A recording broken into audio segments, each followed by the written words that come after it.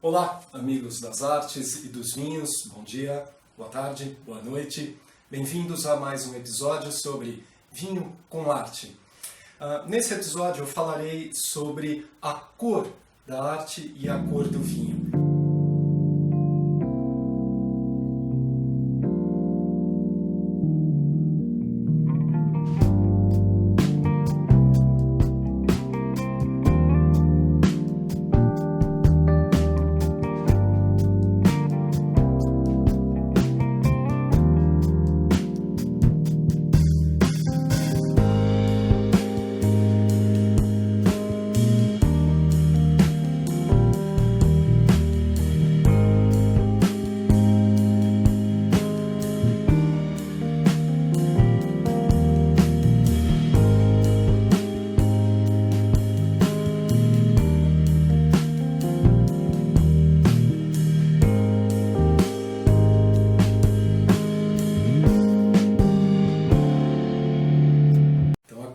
Venha nesse colorido, nesse arco-íris, nesse prisma mágico que tem a ver com a tonalidade, a intensidade de cor em cada vinho, aquecimento, temperatura, tudo isso, a idade de armazenamento, a idade de barrica de carvalho, se tem, se não tem, aço inox, preserva mais ou preserva menos. Então são todas características do universo dos vinhos e que farei um comparativo com a coloração das obras de arte, ok? Então vamos lá. Se você não me conhece, meu nome é Márcio Petroni, sou artista plástico há mais de 30 anos e venho desenvolvendo algumas técnicas de pintura e estilos. Estão expostos aqui atrás, na profusão, na bagunça do meu ateliê. Adoro, acho que não tem um artista que não goste de um pouquinho de uma bagunça, pois as coisas fora do lugar geram uma vontade de organização e de composição. Então, um artista, eu acho que ele aprende ao longo da vida a compor, a enxergar o que pode melhorar em sua composição, mas também a apreciar a desordem, porque na desordem há a possibilidade de uma nova organização, de uma reorganização, regeneração. Um artista, eu acho que vive com o aspecto da regeneração. E o vinho é a mesma coisa, é um organismo vivo, regenerável. Ele está sempre disposto a nos fazer inventá-lo, reinventá-lo. Isso é muito fundamental, é muito importante. Então, saúde, bem-vindos e vamos juntos nessa profusão de tonalidades e cores. Antes de tudo, gostaria de falar um pouco sobre essas obras que estão aqui atrás, que são algumas vertentes de trabalho que eu tenho. Mares, né? Adoro pintar mares, quadrinhos decorativos, vinhedo da Toscana, muito familiar de todos nós, né? Eu acho que não tem uma pessoa que aprecie um pouco de arte, um pouco de vinho, que não tenha visto e se familiarizado com essas magníficas paisagens da Toscana. Serra da Mantiqueira, amada Serra da Mantiqueira, que já está gerando e produzindo alguns vinhedos, alguns bons vinhos, uma região bastante promissora do Brasil. Uma série criativa, vinhedinhos pequenos da Borgonha. Então todas essas obras estão à venda e também faço obras por encomenda para todos os ambientes e em todas as dimensões, ok? Vamos falar das cores. Então as cores que estão presentes aqui nessa profusão e nessa mescla de estilos e de trabalhos e até mesmo de cores que me interessam, eu acho que tem a ver não só com o desenvolvimento da carreira de um artista, tal como com as colorações e as diversidades do universo dos vinhos. Disco de Newton, Isaac Newton, das cores, teoria das cores. Então, isso aqui é muito importante. Cores primárias, secundárias, terciárias, mais esbranquiçadas, mais escuras, com adição de preto, com adição de branco. Ângulos entre as cores opostas, cores em trígono, cores em quadrante, né? Cores em alto contraste, cores em baixo contraste.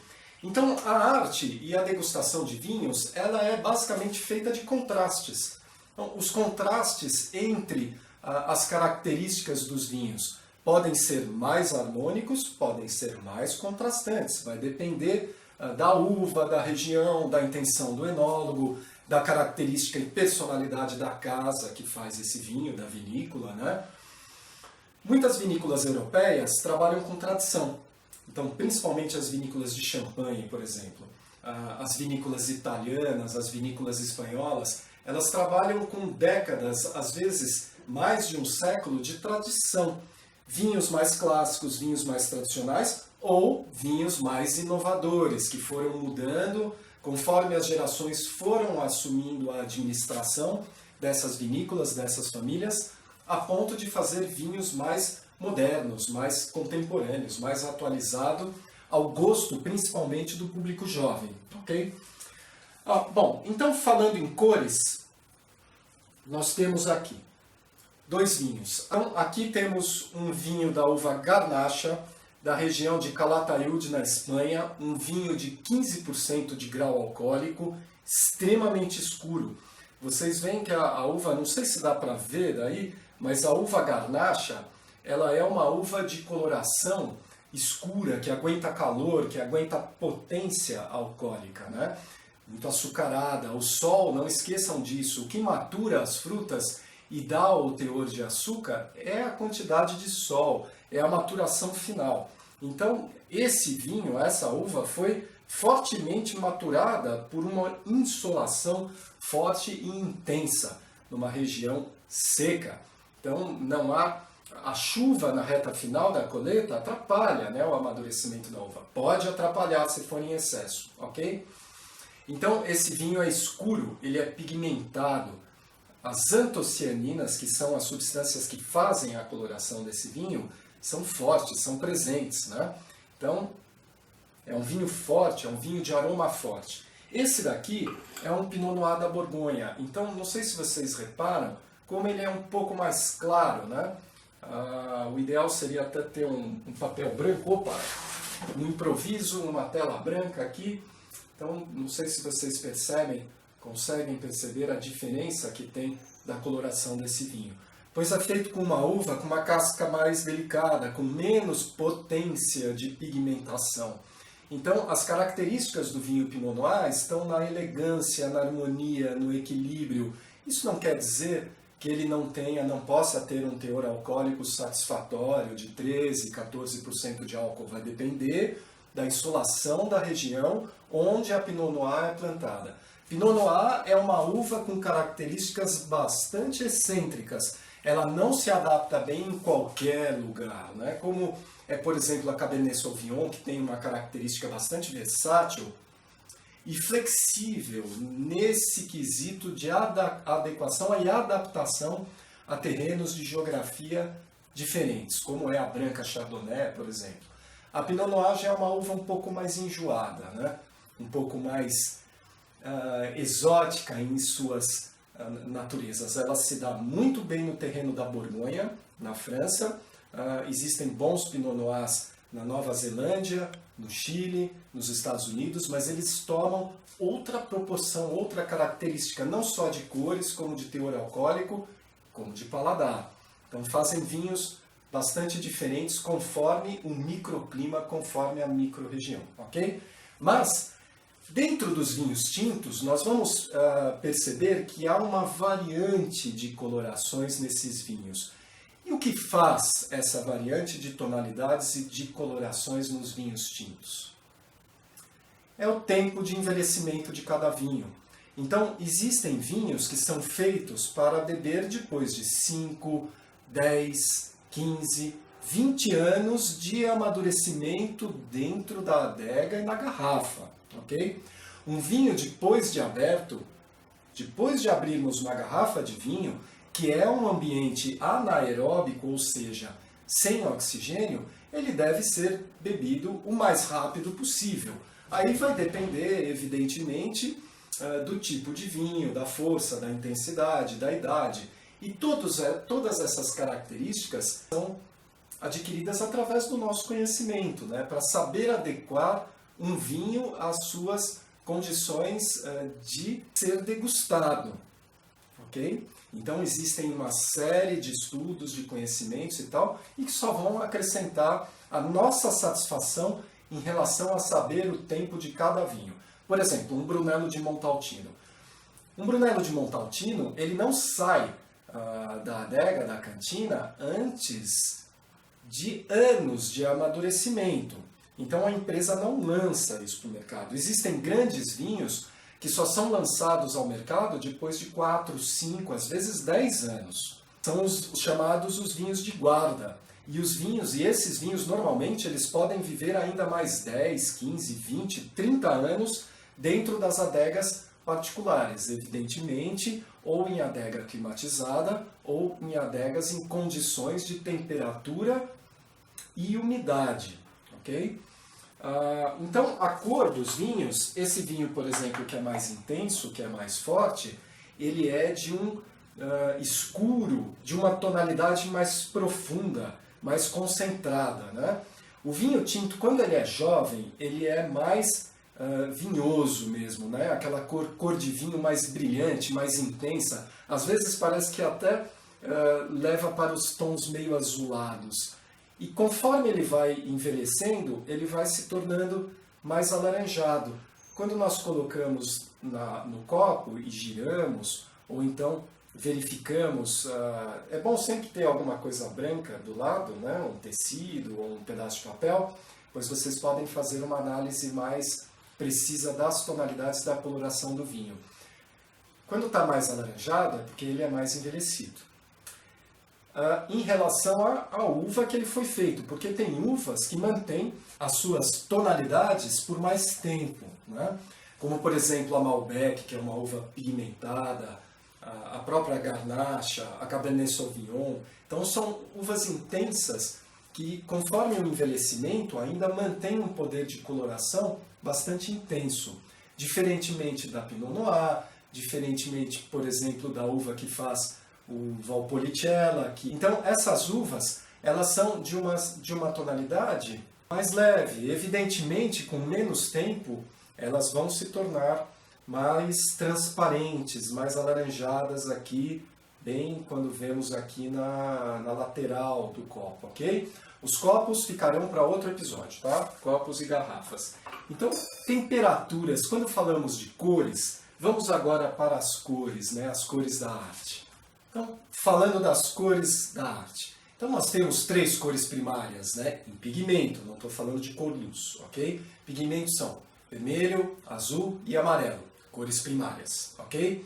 A mistura do amarelo com azul resulta na secundária verde. A mistura do amarelo com vermelho resulta na cor secundária laranja. E a mistura do vermelho com o azul resulta na cor secundária violeta, ok? Então, essas são as cores de alta gama, de alta intensidade, que chamam a atenção. Então, quem não repara um amarelo forte, um vermelho forte, um azul forte? Então, são cores de intensidade e de exposição, de expressividade. Isso não quer dizer que as cores secundárias ou terciárias, ou as cores pastéis, que são mais misturadas, não sejam cores de personalidade. São também. Isso não quer dizer que uma pessoa, por exemplo, de vigor, de exposição, espontânea, brilhante, seja superior a uma pessoa elegante, refinada, discreta. Então, essa é a característica que está associada não só às cores da arte, como às cores do vinho. Isso não quer dizer, por exemplo, que um vinho da Pinot Noir, extremamente equilibrado, harmônico, discreto, perfumado, elegante, seja um vinho inferior a, por exemplo, um Cabernet Sauvignon do Napa Valley, cheio de sol, na Califórnia, nos Estados Unidos.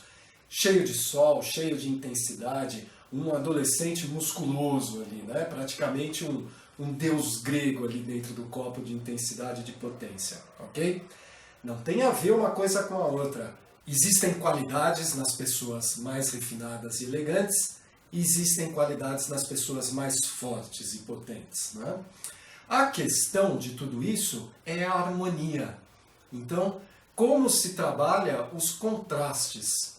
Que tipo de contraste teremos no nosso trabalho artístico? Aqui nessa obra existe um alto contraste.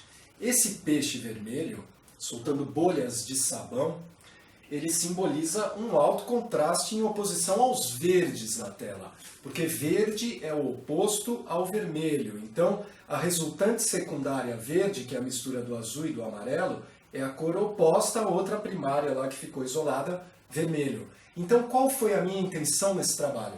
A chamar a atenção, a ter alto contraste, ok? Aqui, por exemplo, já o alto contraste não é tão marcante nesse quadro, nessa pintura aqui da Serra da Mantiqueira. Eu gosto muito de pintar paisagem porque trabalhamos muito com as temperaturas das cores.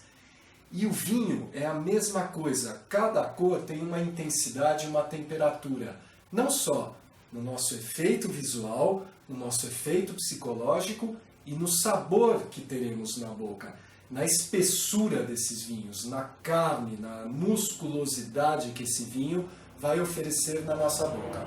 O universo dos vinhos oferece um vocabulário próprio, como quase todos os universos específicos da natureza humana. Por exemplo, no direito existem vocabulários particulares, na música também, e nos vinhos, idem. Então, esses termos, às vezes que eu vou utilizar, fazem parte dos jargões ou mesmo das nomenclaturas utilizadas no universo do vinho, tá bem? Então, um vinho, por exemplo, intenso, carnudo, dentro da nossa boca, normalmente são os vinhos mais alcoólicos e mais quentes, consequentemente, com mais potência de coloração e tudo mais. Vinhos jovens normalmente têm essa potência, pois eles são mais expressivos, mais primários em sua exposição, ok?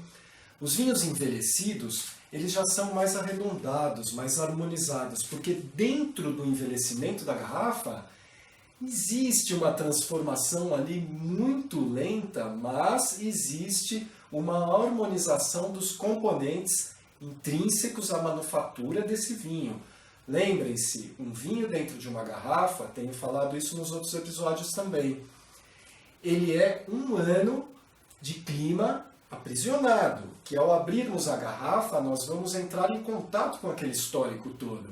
Então nós vamos perceber o que houve naquele ano de tempéries e intempéries temporais, ok? Então é muito interessante, é uma bebida muito cativante, muito profunda, muito passível de minúcias e análises, ok? O vinho, para quem gosta de estudar e se aprofundar nos assuntos, é um campo apaixonante, né? E enigmático, tá bem? Então vamos voltar às cores. Então, as cores primárias têm um efeito psicológico e no nosso campo visual, na nossa forma de percepção, bastante gritante, bastante direta. As cores secundárias também são fortes. O laranja é muito forte, o verde é muito forte e o violeta também é bastante intenso, ok? Então, se quisermos chamar contraste numa obra de arte, misturamos as cores opostas. Amarelo com violeta, verde com vermelho, azul com laranja. Onde há essas combinações de oposições de cores, há alta intensidade, há alto contraste, ok? Mas aí eu pergunto, e as cores pastéis? Como é que entram nisso? Como é que ficam, né? Se misturarmos branco nas cores, ou mesmo formos misturando cores secundárias com cores primárias e adicionando branco, ou adicionando preto, ou adicionando cinza, nós vamos gradativamente neutralizando a potência das cores. E elas vão se tornando mais discretas, mais elegantes, menos evidentes e menos expressivas em sua potência original. Concordam? É como se diluíssemos a cor, ok? Numa paisagem existe um termo que se chama perspectiva aérea. A perspectiva aérea é o fenômeno pelo qual a distância e a qualidade do ar vai interferir nas cores. Então, por exemplo, se você mora na cidade de São Paulo, numa grande metrópole, onde existe muito a tonalidade cinza dos prédios, repare que ao longe os prédios parecem mais esbranquiçados, mais distantes, e nós não vemos tanto a coloração original desses prédios, a cor local desses prédios. Na paisagem é a mesma coisa. Os verdes mais próximos são mais intensos, mais brilhantes.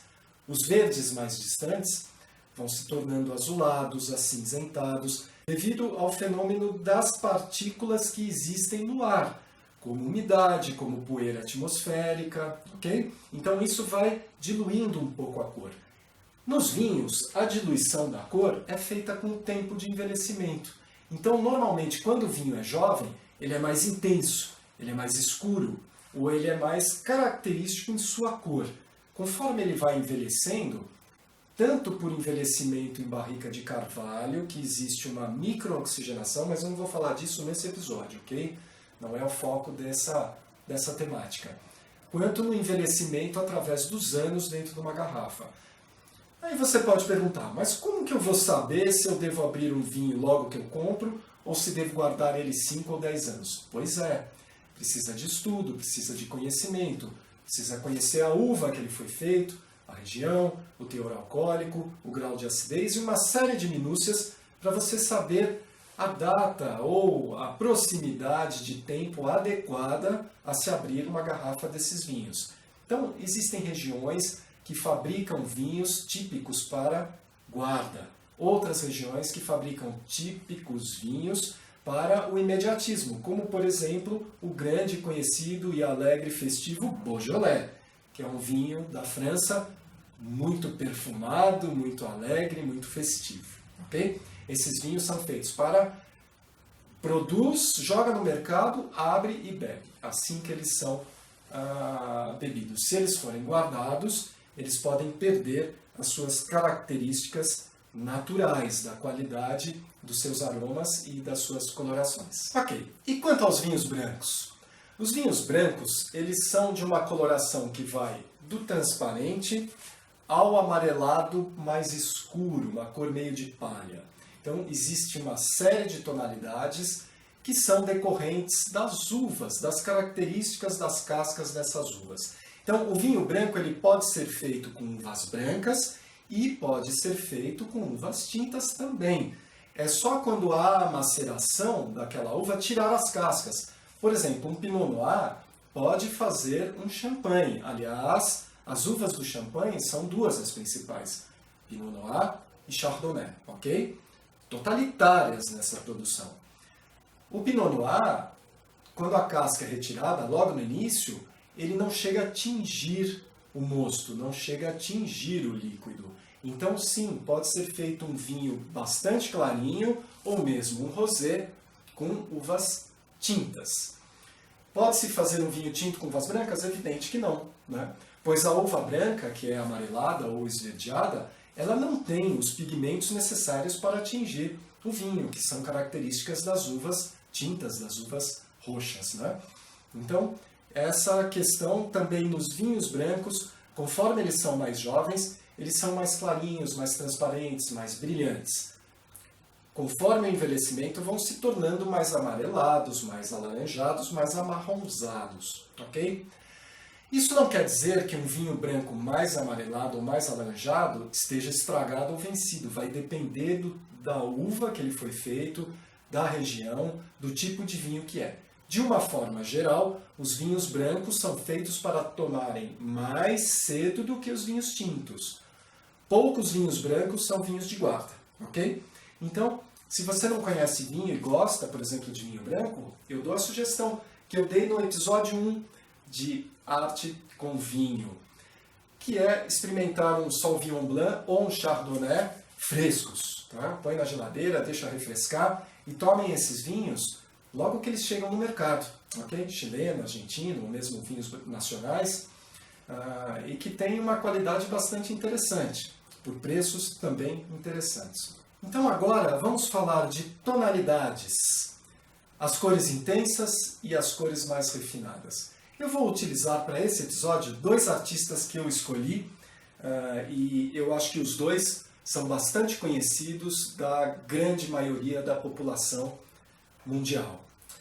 Um deles é Romero Britto, artista brasileiro e que faz sucesso por suas cenas bastante lúdicas, bastante infantilizadas. Não estou falando infantilizado como um mau sentido, mas como a natureza lúdica, a natureza alegre, a natureza expansiva e expressiva do trabalho desse artista brasileiro. Ok? As formas de Romero Britto são normalmente bem expressadas, bem desenhadas, são figurativas e muito intensamente coloridas. Coloridas como? Com cores primárias e secundárias, primordialmente. Então, Romero Brito usa muito azul, usa muito vermelho, usa muito amarelo, usa o verde, mas os laranjas, e muitas vezes, ou na maioria das vezes, todas elas no mesmo trabalho. Isso dá um contraste, chama a atenção a distância. Então é como se tivéssemos um semáforo aceso em todas as cores, né? Então isso chama a atenção. E ao mesmo tempo pode confundir um pouco, né? Porque aquele contraste todo, você fala, puxa, mas que intensidade, né? Então, aí vai depender do gosto particular de cada um.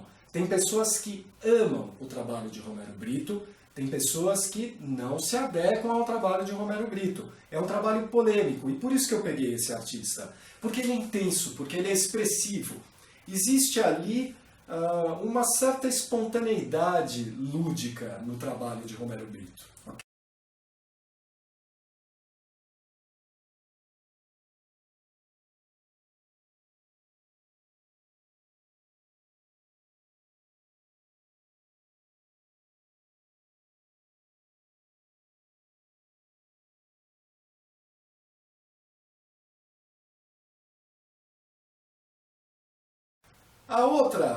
O extremo oposto que eu vou pegar do trabalho do Romero Brito, eu considero o oposto porque é um artista de refinamento e elegância profunda, que é o Edgar Degas, impressionista francês, nascido na França em 1834. Ok? Edgar Degas nasceu numa família aristocrática de banqueiros e cresceu nessa ambientação. Ele estudou para ser advogado, estudou direito e acabou abandonando o direito para se dedicar à pintura, para se dedicar à arte. Mas Edgar Degas estudou os grandes mestres da pintura. Ele estudou com um dos discípulos de Jean-Dominique Ingres, que foi um dos principais pintores neoclássicos da história.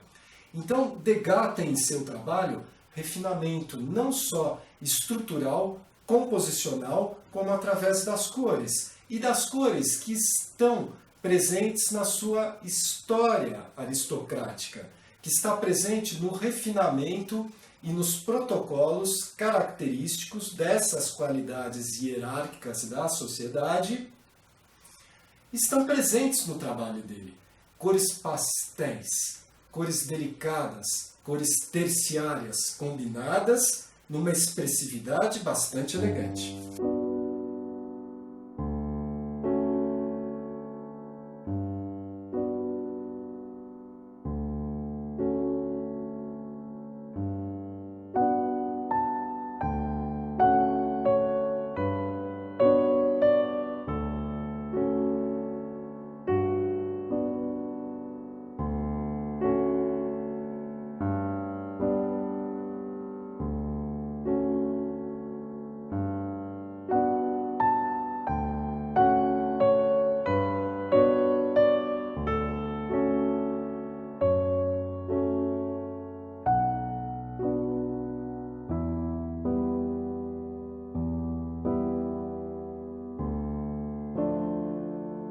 Então, independentemente de você se identificar com a personalidade de Edgar Degas ou não, ele tem um trabalho refinado, sofisticado, delicado, aristocrático, não deixa de ser, apesar de ter sido um pintor impressionista, de ter se servido dessa linguagem que foi instituída em 1874 com a primeira exposição dos pintores impressionistas.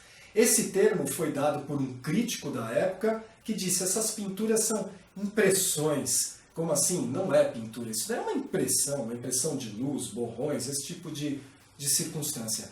E o núcleo dos pintores impressionistas gostaram desse deboche, dessa crítica, desse ataque, e adotaram esse termo impressionista para eles, ok? Degas já vinha, evidentemente, fazendo essa revolução da pintura acadêmica, dos moldes anteriores, já vinha diluindo um pouco as formas, a precisão, aquela composição estritamente harmônica, mas Degas manteve a composição do trabalho dele, Diferentemente de Monet, por exemplo, que destituiu muito da composição acadêmica em seu trabalho impressionista. Degas talvez tenha sido um dos impressionistas mais elegantes e mais composicionais da história do impressionismo.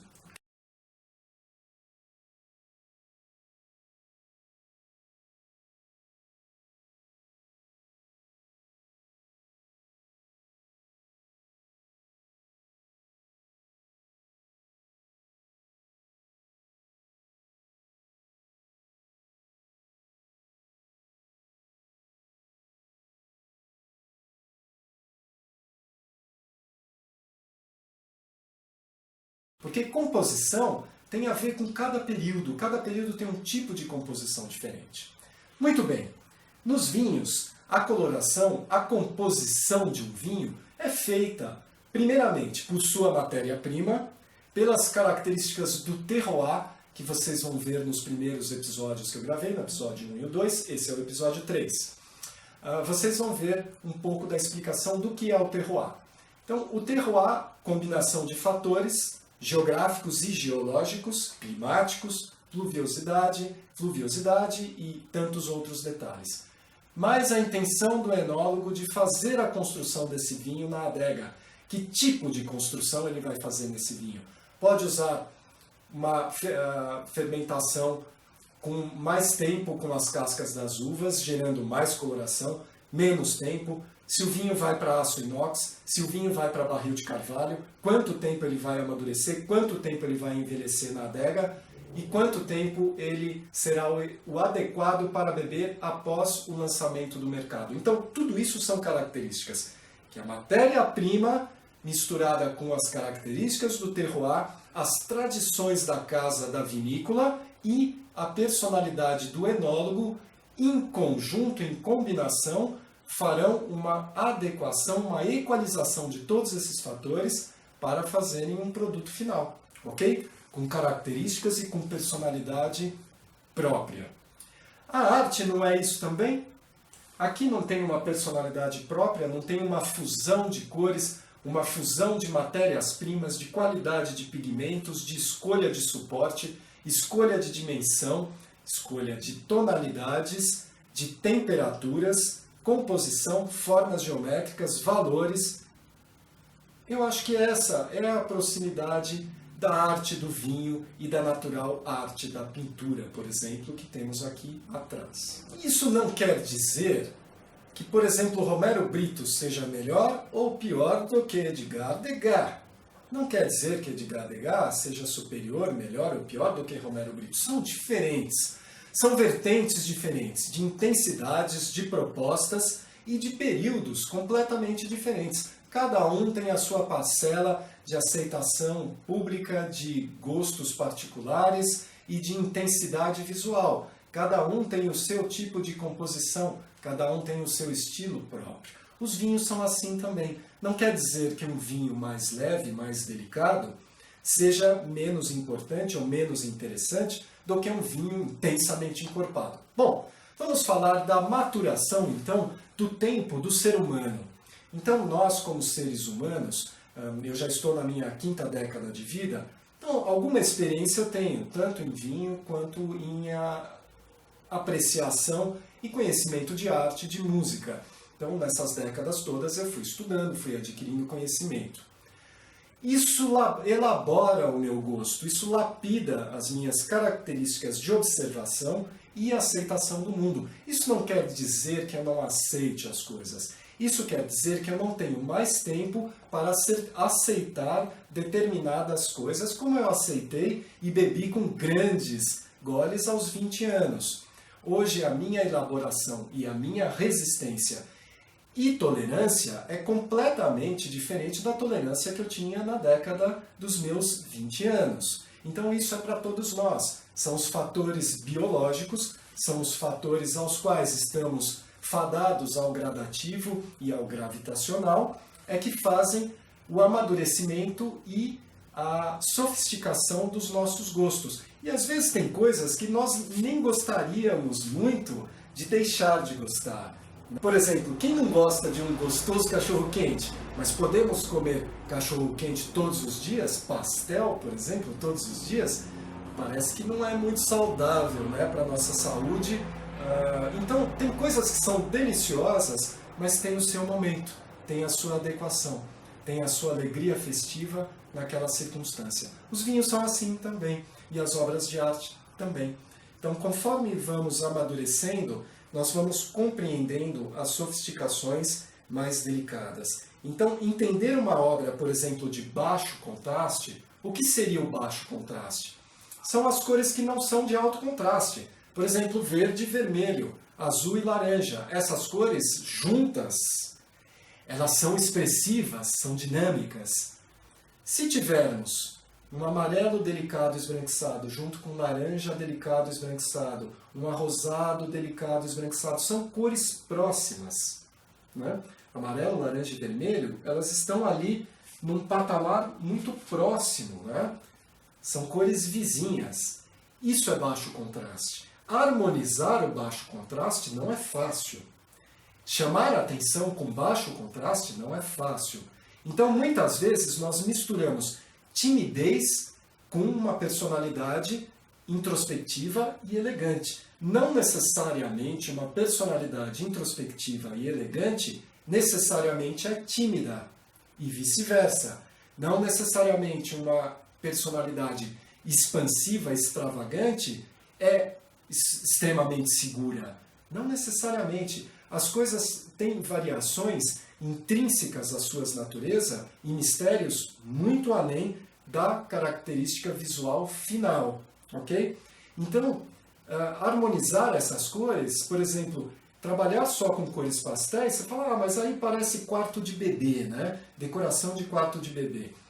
Não é bem assim, mas pode ser assim. Vai depender das características e das qualidades do artista que vai manusear esses elementos. E as cores primárias também. É garantia de ser saboroso, delicioso? Não, não é garantia. Pode ser contrastante demais, pode ser cafona, pode ser brega, pode ser indigesto. Depende como isso vai ser equilibrado, vai ser harmonizado, ok? E não quer dizer que as cores primárias e secundárias combinadas sejam necessariamente obrigatoriamente cafonas. Não, podem ser intensas. É como um vinho, por exemplo, um Cabernet Sauvignon do Napa Valley, da Califórnia, nos Estados Unidos, que é intenso, que é estruturado, que é exuberante. Não necessariamente é um vinho cafona, pode ser um vinho intensamente saboroso. É como uma mulher forte, que faz academia, crossfit, tudo isso, e desenvolve o seu corpo a obsessão da beleza grega. E um homem também, né, que faz a mesma circunstância. Tem a sua beleza ali. Um homem magro, delicado, com elegância, uma mulher magra, delicada, com elegância. Audrey Hepburn foi uma das mulheres mais apreciadas em sua beleza, em sua delicadeza na história da beleza, da estética feminina, né? Uma mulher delicada, né? Mince, em francês. Então, isso tudo, essas características, são variantes que devem ser conhecidas e apreciadas. Conforme vamos conhecendo a arte, vamos ampliando essa gama. Conforme vamos conhecendo música e vinho, também vamos ampliando essa gama. E tendo a capacidade de apreciar mais. E fiquem atentos aos cursos, aos vídeos que venho publicando. Meu ateliê está de portas abertas, tanto online quanto presencial. Consultorias sobre arte e vinho também, em sessões que podem ser breves, por exemplo, 2, 4, 8 sessões, ou mais ampliadas. Isso vai depender do seu fôlego e do seu espaço interno. Quanto mais espaço interno tivermos para a arte, para a cultura, melhor. Maior a nossa saúde, maior o nosso prazer. Só para finalizar esse vídeo, esses dias eu estava conversando com um amigo, aliás, duas pessoas que conhecem muito de YouTube, de internet, essa coisa toda. E me falaram, não faça vídeos mais do que 5 minutos, que as pessoas não veem. A outra pessoa me falou, faça vídeos entre 15 e 20 minutos, porque você tem muito conteúdo. O que pensar disso? Eu vou dizer o que eu penso. Alguns minutos a mais, muitas vezes, abrem quilômetros de pesquisa, de curiosidades, de interesse e de envolvimento. Ok? Depende de você. O quanto você tem dentro de si para expandir? Segundos, minutos ou quilômetros? Pense nisso, tá bom? Então, não necessariamente tempo é inverso a conteúdo. Quando eu gosto de alguma coisa, eu desejo que tenha mais tempo. Não necessariamente o imediatismo tem uma linguagem e uma mensagem total, plena. Normalmente não tem, tá bem? Então pensem nisso no tempo, que será a temática de outro episódio, o tempo do vinho e o tempo da arte, ok? Então se você gosta do conteúdo desse canal, faça os protocolos do YouTube, inscreva-se, dê o like, você me ajuda a continuar gravando e a continuar aprendendo também. Então um abraço para você, um grande beijo e até o próximo vídeo. Saúde e arte!